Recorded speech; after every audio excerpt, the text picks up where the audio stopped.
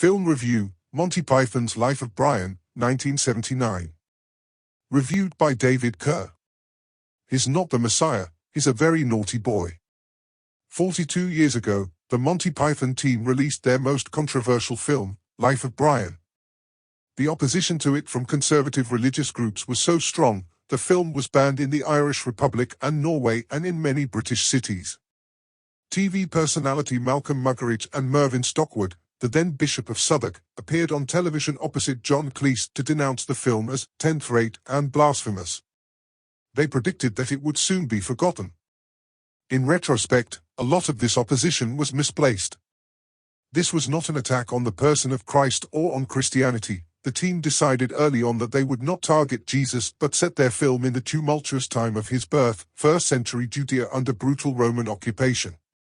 My own church in Belfast has even shown it in our regular monthly film club. The film stands up well more than 4 decades after its release. It's quite possible that it could be the subject of bans or cancellation if it were to be released today, attacked not by the conservative religious right for blasphemy but by the regressive faux left for the modern secular equivalents of blasphemy, ableism, transphobia, and mocking people with speech defects. The scene where Stan, Eric Idle, wants to become a woman called Loretta and have babies causing the PFJ members to debate supporting her right to have babies is a classic. Today, I can imagine trigger warnings on the BBC if it were to be screened again on a mainstream channel. That said, the film is still screamingly funny. It tells the story of Brian Cohen, Graham Chapman, a henpecked mummy's boy who tries to join an anti-Roman political group. After escaping from captivity when an attack on the Roman occupiers is botched, he is mistaken for the Messiah and followed by adoring crowds who hang on his every word. Much of the satire deals with how religious and political factions can emerge and religious and political sectarianism can grow. Brian drops his gourd and loses a sandal. His disciples divide into gourdists and sandalists. Then there's the bitter rivalry between the Judean People's Front and Regs, John Cleese, People's Front of Judea. The only people we hate more than the Romans are the fucking Judean People's Front.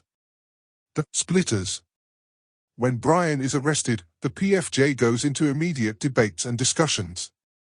When he's crucified, they march determinedly towards his cross, and then read out a statement to him in solidarity with his sacrifice.